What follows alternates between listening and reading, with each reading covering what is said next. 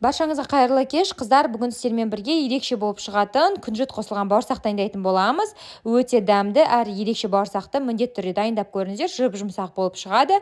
Және де видео ұнап жатса, каналыма тіркеліп, жанындағы қоңырауша белгісін басуды ұмытпаңыздар. Сол кезде каналымдағы жаңа рецепт алғаш болып көретін боласыздар.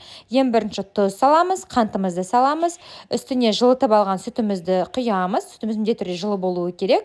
Және де 1,5 ас қасық ашытқымызды салатын боламыз. Енді қазір барлығын жақсылап тұрып араластырып аламыз. Ашытқымыздың көтерілген күтетін боламыз. Ол үшін бетін жауып қоямыз. Осылайынан тарелкамен бір шамамен 5 минуттай күтеміз. 5 минуттан кейін біздің ашытқымыздың көтерілгенін көруге болады. Одан кейін міндетті түрде үстіне осындай майонез салатын боламыз. Майонез бізге бауырсағымыздың қамыры жұмсақ болуына көмектеседі. Және де ерітілген сары майымызды құямыз. Жақсылап тұрып, барлығын қасығымыздың немесе шанышқының көмегімен араластырып аламыз. Толықтай араластырып болғаннан кейін алдын ала електен өткізіп алған ұнымызды аз-аз мөлшерден салап отыратын боламыз. Бірден барлығын салмаймыз, аз-аздан сала отырып, осылайынан араластырып аламыз. Біздің қасықпен араластыруға келгенге дейін қасықпен араластырамыз. Одан кейін қамырымызды қолымыздың көмегімен илеп алатын боламыз. Бізде қамырымыз өте жұмсақ болып иленуі керек. Және де қамырымыз көтерілгеннен кейін де жұмсақ болады. Қараңыздар, біздің қамырымыз дайын болды. Қазір сіздерге көрсетейін. Міне жұп-жұмсақ болып шықты. Енді бетін жауып, жылы жерге кем дегенде 1 сағатқа орап қоямыз.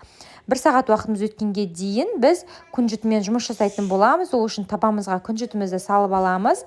Күнжітті қазір біз қуырып алуымыз керек болады. Қатты көп қуырып қажет емес, сәл сарғайғанға дейін араластырамыз. Міне осындай сары болғанға дейін араластырып аласыздар. Менде шамамен 4 минуттай уақыт кетті. Күнжітіміз дайын. Оған дейін біздің қамырымыз да көтерілді. 1 сағат уақыттан кейін жұп-жұмсақ болған. Қараңыздар, енді қамырымызды алып аламыз. Және де қазір қамырмен жұмыс жасаймыз. Аздаған ғана мөлшерде құрағын сеуеміз. Қамырымыздың ортасынан 2 бөлікке бөлдім. Осыдан міне 2 қамырды дөңгелек жайма етіп жинақтап аламын. Енді қамырымыздың бетін жауып қоямыз. Шамамен 5 минутқа қалдырамыз. 5 минут уақыт өткеннен кейін бізде қамырымыздың сәл көтерілгендігін байқауға болады. Томпиып әдемі болып көтеріліп тұр. Енді біз басқа ыдысымызға алдын ала су құйып аламыз. Суымыз бөлме температурасында болуы керек. Осылайынан суға матырып аламыз. Тек үстіңгі жақ бөлігін.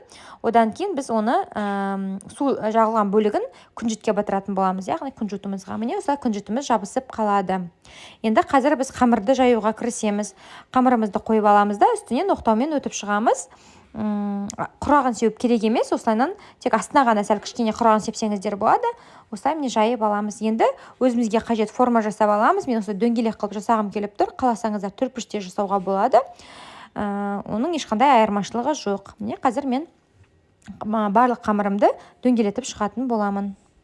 Біздің бауырсағымыз қатты қалың немесе жұқада болмауы керек. Осындай орташа қалыңдықта бауырсақ болуы керек. Барлығының формасын міне осылайынан келтіріп аламыз. Енді сүлгіміздің үстіне қойып, бауырсағымыздың бетін жауып қоямыз. Оған дейін біз майымызды қыздыратын боламыз. Қазанымызға немесе табамызға майымызды құйып қыздырып аламыз. Майымыз әбден қызғаннан кейін бауырсақтарымызды салуға кірісеміз. Бауырсақтарымызды салып, сарғайғанға дейін пісіресіздер. Егер сіздерге ақшыл бауырсақ ұнайтын болса, сәл ақшылдау қылып пісірсеңіздер болады, немесе мен сияқты сарғыш қылып та пісіруге болады. Егер сіздерге видео ұнап жатқан болса, каналыма тіркеліп, қасындағы қоңырауша белгісін басуды ұмытпаңыздар. Және де каналымнан бұдан да басқа көптеген рецепттер таба аласыздар. Біздің бауырсақтарымыз жұп-жұмсақ әрі өте дәмді болып шығады. Міндетті түрде дайындап көріңіздер.